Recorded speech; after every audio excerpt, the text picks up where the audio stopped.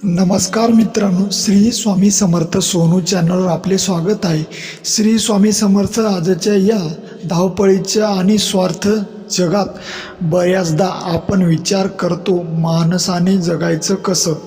उत्तर सोपं आहे, माणुसकीने आणि दृढ विश्वासाने। स्वामी समर्थांनी त्यांच्या राहत्या आणि आजच्या काळातही आपल्या भक्तांना हाच धडा दिला आहे की जिथे माणुसकी आहे तिथेच ईश्वर असतो। आणि स्वामीच्या काळातील एक सुंदर प्रसंग आहे।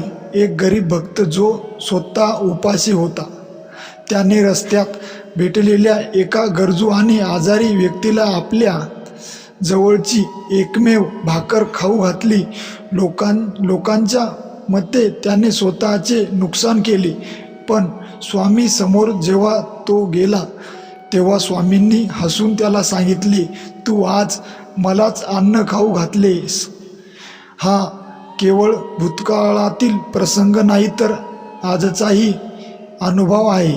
जेव्हा आपण कोणत्याही अपेक्षेशिवाय दुसऱ्याला मदत करतो तेव्हा स्वामींच्या रूपाने नाही तर माणुसकीच्या रूपात आपल्याला पाठीशी उभे राहतात।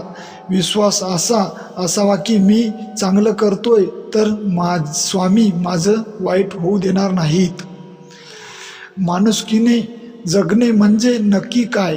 निसर्ग आणि स्वामी आपल्याला हे 5 महत्त्वाचे संकेत देतात। कोणाच्या तरी दुःखात धावून जाणे हाच खरा ईश्वराचा संकेत आहे।